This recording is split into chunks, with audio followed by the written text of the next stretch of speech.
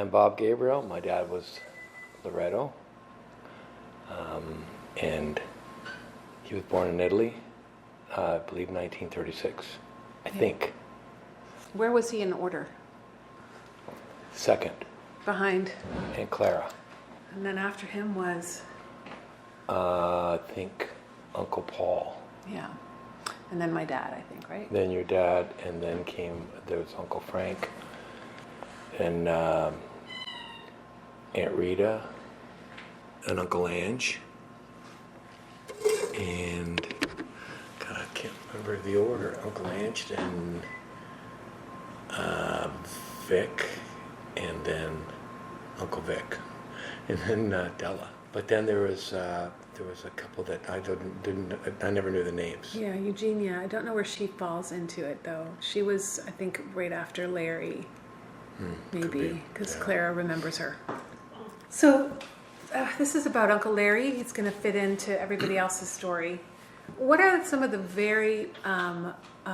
what are some of the things he told you from his earliest memories of Italy? Well, he told me about when he was little. Yeah. During the war. And the soldiers, German soldiers, came to the house and basically took all the livestock out, put them out in the field, and let their horses go into the stable. Stable was attached to the house. Similar to we have garages, they had stables. And my dad befriended one of the soldiers. And this is how I remember the story, but he ended up taking the soldier's watch. And he was only, I think, 5 or 6. And when they woke up the next morning, the watch was gone.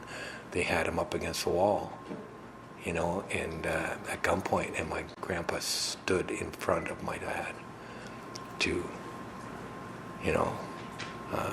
make a stand, and I guess they were just trying to scare him because he was only little. Yeah, and he told me stories of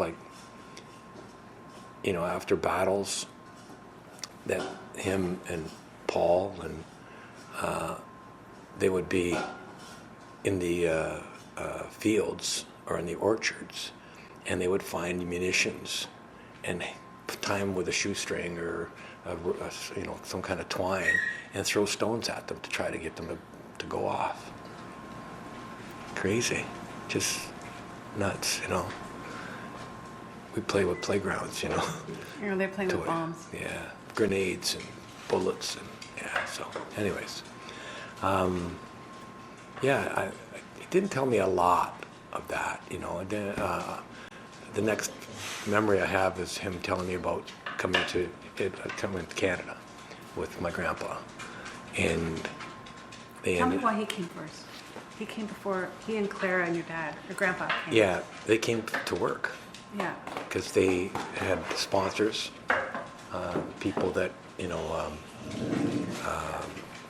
guaranteed that they would have a job, and he had some relatives or that he knew that were working at homesteads, first the farms and then at homesteads, and they got to work on a job that nobody else wanted, a scaling machine. So they would come home, they're under a conveyor belt that basically descales the fish, and they would come home just reek of fish. And back then it wasn't like the hygiene of today. You come home from work and have a shower.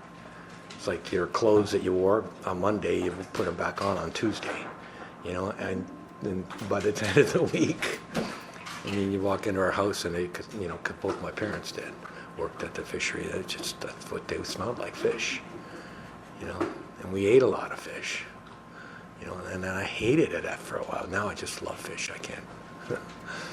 But there was, and it's the cliche story that I used to say, you had $20 in a suitcase, and he was lucky because a lot of them came with nothing, but.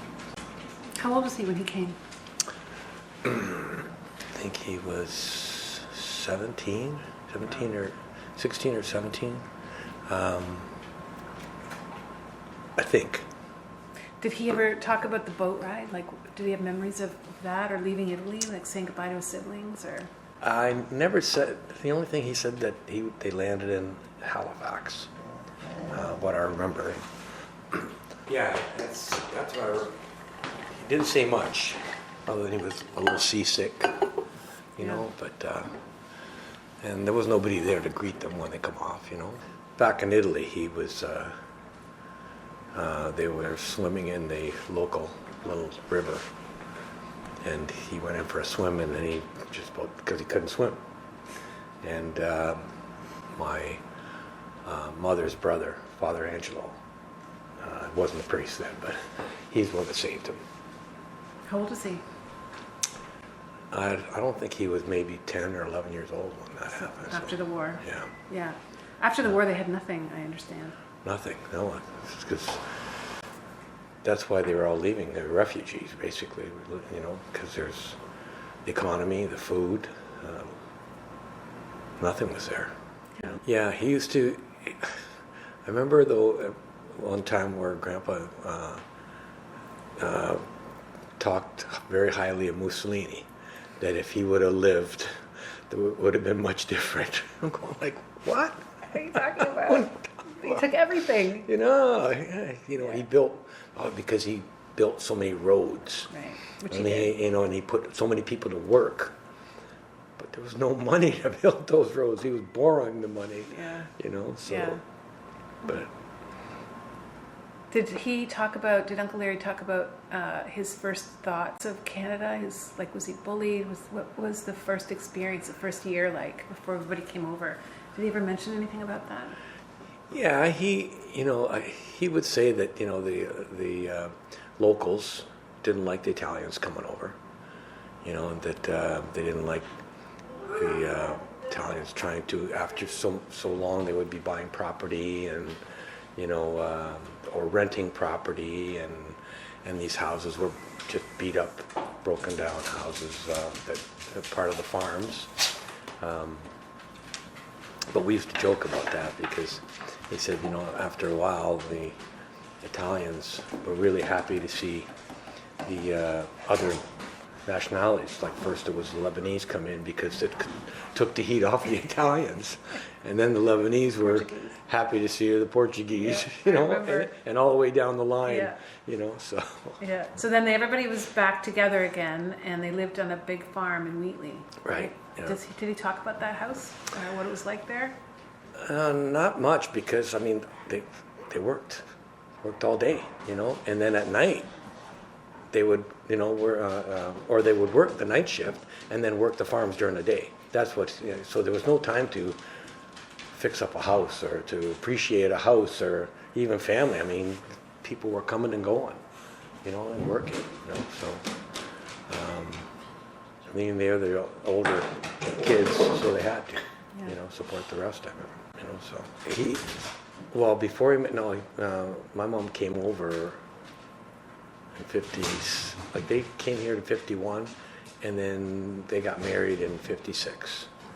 And then I was born in 57, so my mom came here in, I think, 56. And the only job they had while they were together, was Olmsted's and the farms.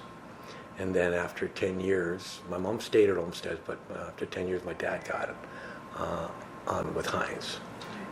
And he was making a whole whopping $40 a week, you know, $1 an hour. So how did he do it? How did he go from being a 17-year-old, no English, to, you know, becoming a successful person with a beautiful house on the water? Like that house, that stone house, I love that house. I think about that house every time I drive down Seacliff. Well, I mean, he bought that house because it had 2 acres of farm behind it, and again, it kept us busy, and it was a little bit of income. Between him and my mom, they scrimped and they saved, and because we first lived on Marlborough Street in town, and we were there, I remember about 4 years, and then they had enough for a down payment because the house was $16,000. when they bought that house. You know, but I think it wasn't long. It was like, But that would have been a lot of money back then. absolutely. If you know, when he first started, making $40 a week, and now I think at that time when we moved there it was 65, 66 maybe, and he was making a little bit more. You know, I think they were up to $3 an hour, which was, to them, any kind of a raise was huge. But my dad, he never complained. He worked hard. You know, again, working at night shift and at Heinz, he loved working because he got to work the day on the farm. You know, and that was a big thing for him. You know, he wasn't afraid of work, that's for sure. Well, I remember that when he first started, you know, I thought, what are we doing here? Like, because I'm 7 or 8 years old, you know, and here he is, hand plowing the field with a little rototiller. And like, no, everybody had tractors. He had a little walk-behind rototiller, you know, and like my Uncle Joe Quadrini, he kind of did put it together, you know, with parts and stuff like that. So he had this walk-behind makeshift rototiller. But I remember we had, he would grow radishes starting in, I think, 1st of April. He'd sow the seed, and we were picking about 4 weeks after that. And then right after the radishes were done, and we were picking by hand. You know, but, you know, I couldn't see the fruits of the labor. I didn't see that, right? I just knew that we had to work all the time. Right after How old were you when you started working in the fields? 8 or 9. Yeah. Yeah. My first day there, when I was 7, I got to work, because we took possession of the house, and the first thing that had to be done was the wheat field had been taken, the wheat came off, and all the stubble that was left, my dad decided it had to be burned, and to clear off the land. And here I was out there working with him all day, and I came home that night. I remember I had a fever because I had like sunstroke. I wasn't used to it, eh? And my mother wouldn't let me go back out there at least for another couple of years. So yeah, but and then he worked there for a couple of years, made a couple extra money, and he let me see the checks when he would bring the produce to the produce, like Masternardi Produce, eh? And I remember seeing a check one time for $1,400, and that was a lot of money, you know, for that time. And he said, "See, we work hard." You know, then year after year, I remember when I was like 12 or 13, there was a check for $6,500, you know, because prices were going up and we were doing better, and it just, you know, my dad lived for that, you know. He wanted to have his house paid off, you know. He wanted to be able to go back to Italy, and so it didn't come easy for him, but he was never afraid of work. Yeah. Between the crops of like radishes and then peppers, or zucchini, and then peppers, and then he tried dabbling with a little bit of sweet corn, and we'd have a roadside trailer, you know, and here we're selling sweet corn to the tourists, you know, a lot of people that were going to Point Pelee and that, they buy sweet corn from us, and here my dad, who bought me an accordion when we went to Italy, would have me play on the front porch, playing the accordion while my sister's selling the corn. I remember the house. Describe that house. It was a nice house, you know. I remember everything was painted, and little by little, my mom decided, when she found out, because the paint was chipping, that there was all oak underneath the big door frames and the beam ceiling. And little by little, she refinished all the doors, started fixing up the house and turning it into our home, you know. Yeah. Still there. Right? Still there, yeah. It's been painted a little bit, and I think the new owners, they sold off the land in the back. Yeah. Everybody in that subdivision got to add to their backyard. Yeah, because it used to butt into the water, right? It was a cliff, and we would go down to the beach. Yeah, just a little bit, because at the road we had 65 feet, and at the lake, it was only like about 30, 35 feet, just a small sliver. It was our playground. Oh, some of the Oh stuff my Eddie God. did, he tells me, I'm like, you're lucky you're alive. We used used, to do. well, my parents would go to work. When I was, I think by the time I was 10 or 11, they were allowing us to be home. And they'd have us a whole list of chores for us, you know, to have done by the time we got home, or they got home from work. They'd get home about 3:30 or 4. And Paul and I would go down to the lake, go swimming, and just fart around, do nothing, you know. And I remember, one time I almost did drown, because I got a little... Caught in a riptide. The waves would take you and then put you back out. And I remember I relaxed my head and I backpedaled back to, because I wasn't a good swimmer. Me You know? either. Yeah, so. But they would leave us all these chores, and then at 2 o'clock, we're rushing to hurry up and get things done. And, Yeah. yeah. So when you remember your dad on Ivan Street, remember that dining room that was full of cigarette smoke and everybody was arguing? That to me is like a sort of pinnacle of Gabrielness. Like if you were a Gabriel and you had to walk in that room, it was Oh, terrifying. I was very intimidated. Like, Yeah. I thought everyone was, like, mad. I was practically an only child, right? Yeah.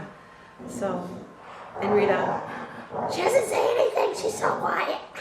Like, I know, terrifying. I would have been terrified if I wasn't Well, I familiar remember with it. our first time I brought her there. Yeah. We pulled up and we had to walk because, you know, the cars, Cars, it's yeah, Sunday, right? yeah. It's all the cars are parked. And we had to walk probably 6 or 7 houses away. And as we're walking down the sidewalk, there's this roar. It's like, you know, it's like the, do I have to go in there? yeah, it's like an uprising is happening, you know. And then you gotta climb over the And bottom then- of shoes. And then I opened the door and Penny didn't want to go in. cigarette And, oh yeah, wafting out. Oh, God, You yeah. know? Yeah, I remember the yelling and screaming that would happen, but they weren't arguing, they were just talking. They were having, it was, Oh, it was a debate. I realized it they quickly. were having a good, healthy debate. About something. I went for the food anyway, so, Yeah, yeah, so good. yeah. Yeah, it was really, we were miss really him. lucky. I miss So tell me what your dad was like in comparison to his siblings, if you... If I didn't know Uncle Larry, what kind of man was he? Well, he was very proud, and he always thought he was right though, because he was the oldest. But he was caught in his ways, and That's sorry. Did you hear that? Sorry. yeah, I'm the same way. But yeah, he was a proud man, and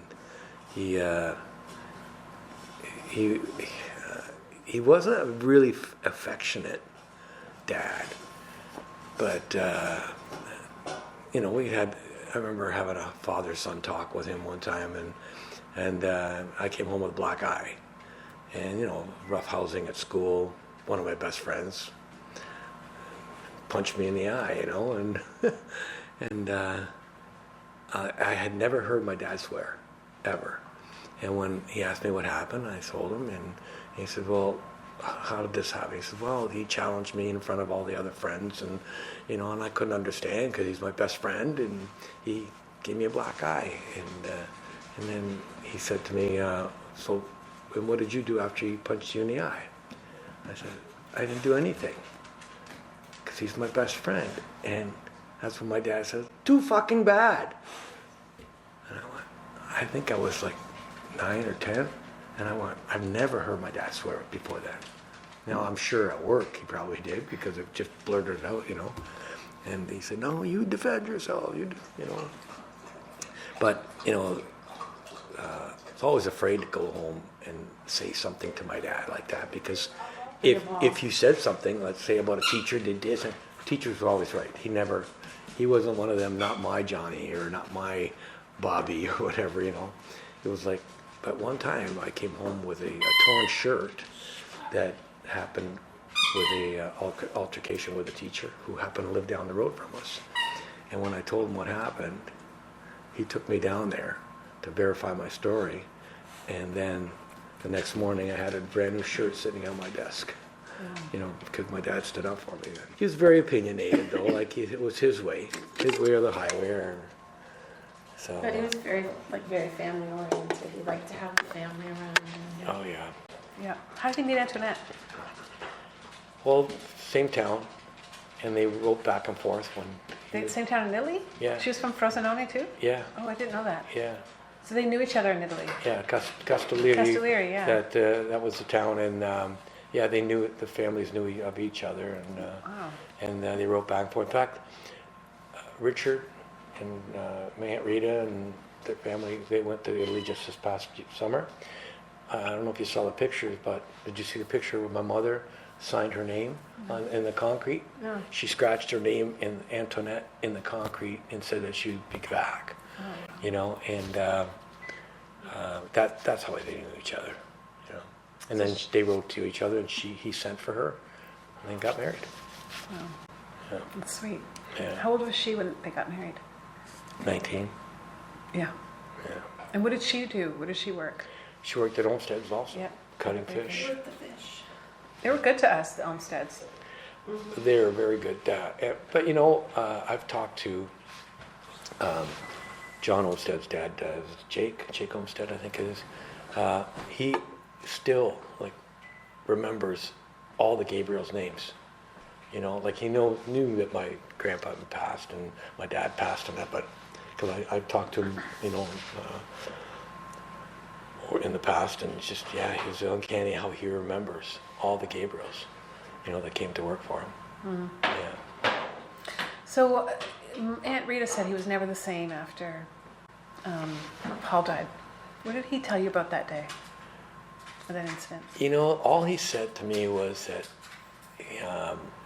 Uncle Paul slipped on the ice, and the gun, which was loaded and safety off, came, and it was just a small caliber gun. I think it was a .22, but it kind of slipped and went off and hit him in the liver or in the side.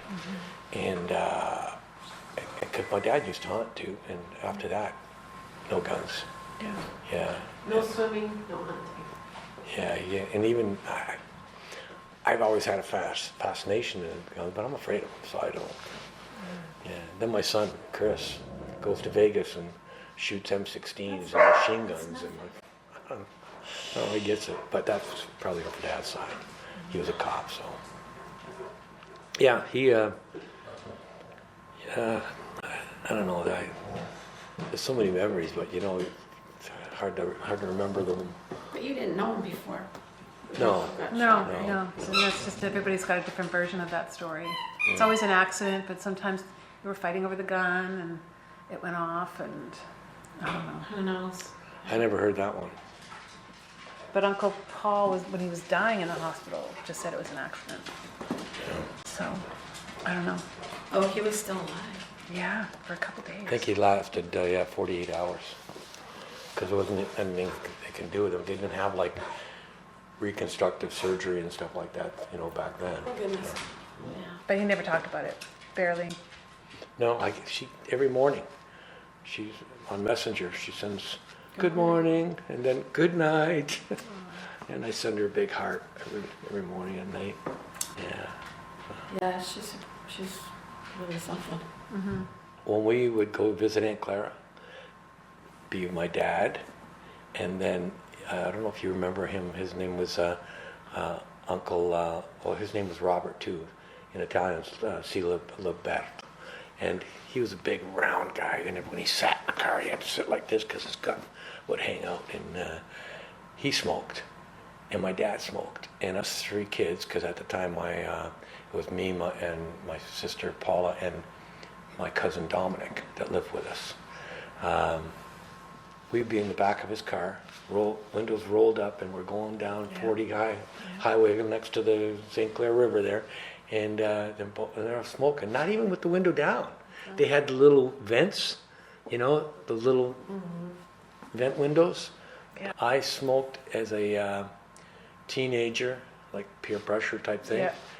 Yeah. When it was in grade 8 that year, we all decided that we were going to smoke, and we went to Greenfield Village and bought our cigarettes out of the machine. And when I came home the next day, because the teachers all found out, and teachers sent letters home to our parents. We were grade 8s, right? What are they going to do? So I remember walking in, and my dad was sitting at the kitchen table in that house there on Seacliff, and having a cigarette, and the letters on the counter, on the table in front of him. He said, "What's this?" And I said, I looked at it, I went, and I'm trying to be cool and, not show any fear. And I said, "Oh, no big deal. Decided that we're going to smoke and not hide it from you, He goes, "Oh, okay." So I went to the fridge, got my chocolate chip cookies, it was my routine, a glass of milk, and I would go to the living room, lay on the floor, and watch Three Stooges or something like that, right? My dad come around that corner with his belt out, and I had shorts on, and he gave me the belt on the back of my legs, and I was trying to roll away from the TV to where my room door was that front window.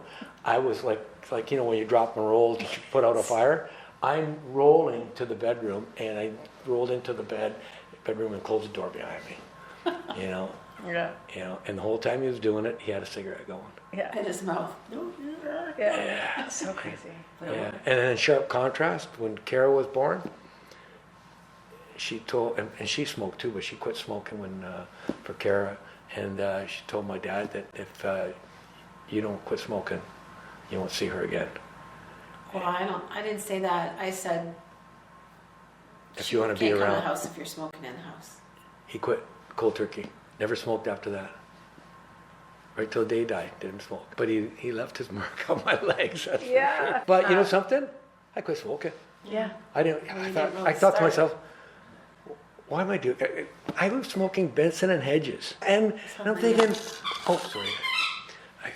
I'm thinking, why am I smoking these? I don't even like the taste, and I couldn't inhale because I would give me how you get a head rush, right? I smoke cigars, but I don't inhale cigars. Yeah. Right, so I enjoy the taste and the flavor of cigar. But if I had inhaled a cigar, oh my God, Yeah. I'd be sick. So when did Uncle Larry start getting sick? Well, first of all, Antoinette, that was a sudden shocker. I remember she was the first auntie who died. And Kara was there. Tell me about that. Well, Awful. actually, just before that happened, my dad had ready to retire at Heinz. Yeah. He had 29 and a half years, and he came home and he says, I'm done. I'm quitting. I said, Dad, you have 6 more months to go, and you get your full pension, 30 years service, you have full pension. He goes, I don't care. I can't take it. I'm done now, and I'm done this week, and next month we're going to Italy. Taking me and your mom, we're going to go to Italy. I went, okay, great, because they had taken Kyle to Italy Kyle went. when he The was girls went. 6, We went. and then Chris got to go. Chris went with your mom and dad that time. Yeah, and then Kara was only Kara 3, didn't get so to- that when they came back from Italy, because they just went themselves, they didn't take anybody with them. My mom was having a problem walking in the town, and she was, her breathing and stuff, and but she complained about a lot of stuff, about her aches and pains, and the doctors really didn't give her. course they didn't. They did. In fact, they labeled her a hypochondriac. That it was in her head, but it's funny because the pains and aches that she had, I get them now. Like types of arthritis. But anyways, then she got up to make toast for Kara, and massive heart attack and died right then and He was there. dropped on the floor. Yeah, How old was Kara? 3 or 4. What? It'd be- Mom died in January, Yeah, 1995. so she was about to be 4. I Oh, think. yeah, because she was born in 90. That's right. She was a baby. She wasn't in school, but she was, It's babysitting. Yeah. yeah. And Yeah, Kara was, I mean, she was a different kid. But I knew her well. Like, we went to the hospital and she insisted on seeing her. She had to see her. Kara had to see my mom. Kara. And I was carrying, I mean, I was actually like holding her, carrying her. And, you know, I tried to warn her and say, you know, she's not going to be the same. And no, I have to see her. And I remember I was taking her in the room and the nurse didn't want me to. And I said, she'll be okay. She needs to see her. And she was okay, but she needed in her mind to process that, I think. Yeah. Makes sense. When you know Kara. Yeah, that's what I mean. You know her now. Like, Yeah. She needed, but I just knew she did anyway, and so she did anyway.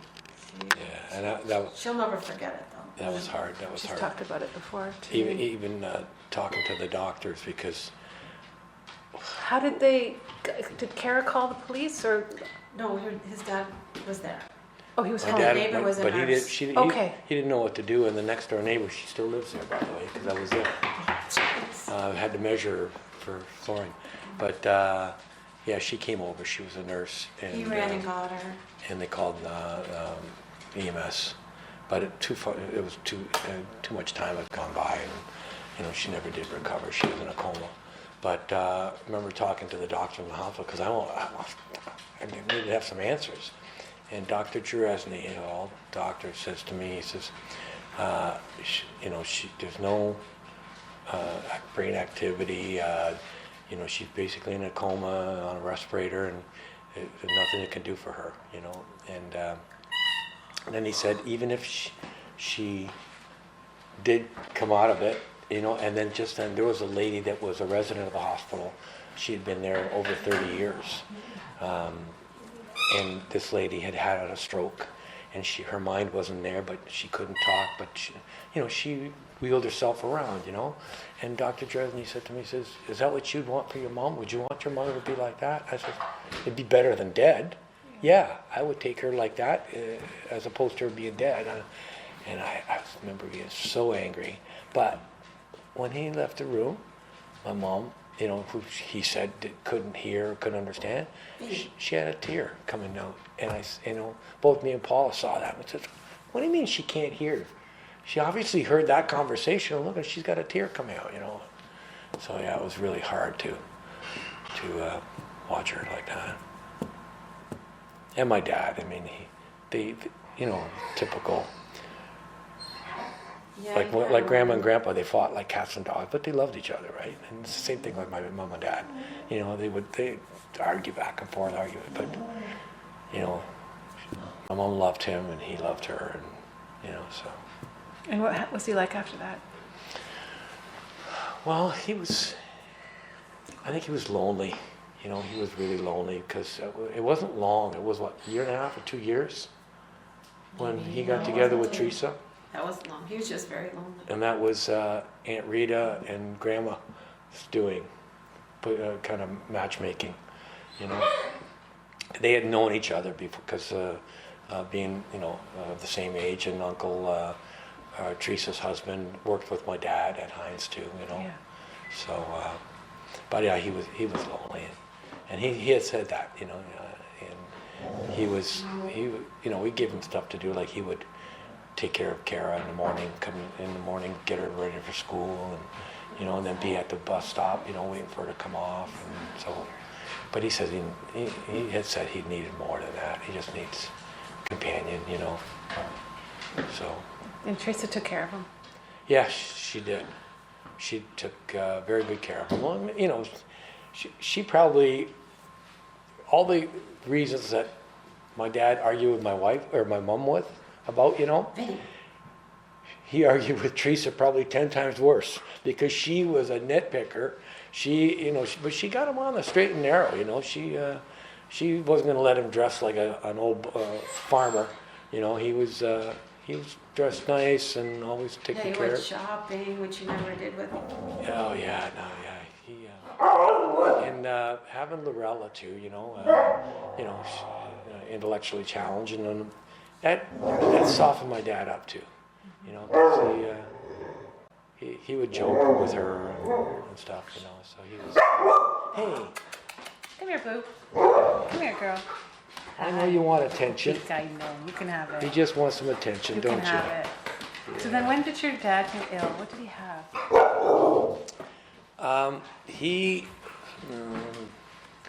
He had blockage and was diagnosed with what was that? He had 20% blockage in his artery that was causing him to not breathe properly, faint or whatever, and the doctor said that he had to have a bypass stent put in. Very simple operation. But the doctor made a grave error in telling him that, there was a 20% chance that you weren't going to make it if you have this operation. So my dad got fixated on that and said, if I'm going to go, I'm going to go. If it's my time, it's my time. I'm not going to let the doctor do that, And I argued with him. I said, Dad, if you don't have the operation, there's an 80% chance you're going to have a stroke and die, or stroke and then be left, incapacitated, I think you should take that 20% chance, We were all pleaded with him. He said, no. That's where he was. Yeah. Yeah. And then we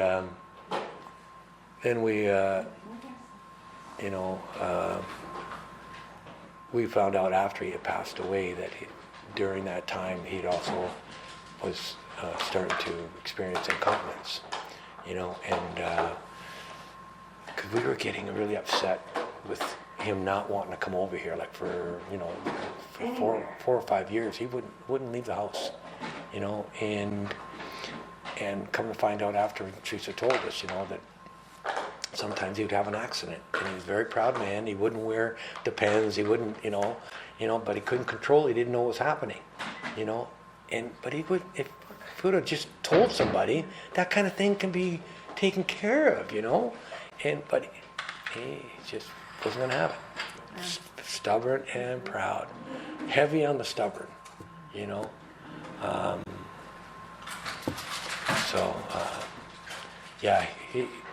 we talk about it all the time. There's so many people that should still be here. Him, Uncle Gino, and on her side too. So when did he die? Well, we got the call that he had a stroke, and that was 2017.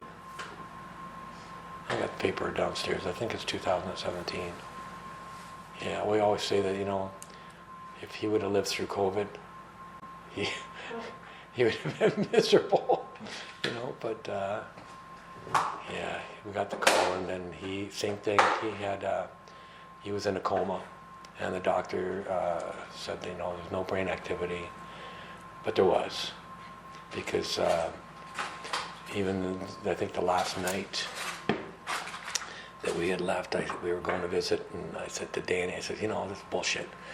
I'm going to get a bottle of wine, and because Teresa set him to only having a glass of wine a day. Well, my dad would go downstairs and sneak 3 or 4 or 5, just like my grandpa used to do, right? So anyways, he's in the hospital, and he's in a coma, and they're medicating him and trying to get him, because he was... Swelling in the brain, I think, because of what went through. Yeah, and they said that he wasn't going to have any feeling, but he would reach up to his head and hold his head, in pain. So we knew that something was happening, so they were starting to increase the morphine, and that night when I brought the bottle of wine, Teresa was so against it, and I said, no, we got the swabs that they used to swab the inside of his mouth, and he was, had his eyes closed, just as like if he was in a coma, out. As soon as I put that in between his lips, he started sucking on it. Yeah. So he knew. Yeah, you could smell it and sense memory. Yeah. That's good. Yeah. So I'm either going to get a pat in the back or a kick in the ass for that. When you see him again. So in the end, how Italian did your dad feel, and how Canadian did he feel? Did he talk about that poll? Well, he always, his Italian heritage and his Italian speaking, that was first and foremost. But he was proud of the fact that he could speak English as good as he could, and he understood. He wasn't a dummy. I think his schooling was grade 7 or grade 8. Not much further after that because he worked.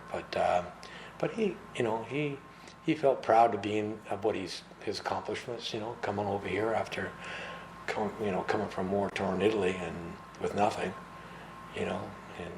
I mean, he wasn't a rich man, but he died. His house paid off. And Yeah, his house was paid off, and he, living comfortable. he was comfortable, and he could do what he wanted if he wanted, when he wanted, What else do you so- want? Exactly. So, but he was a hard worker, and like I said, he's proud man.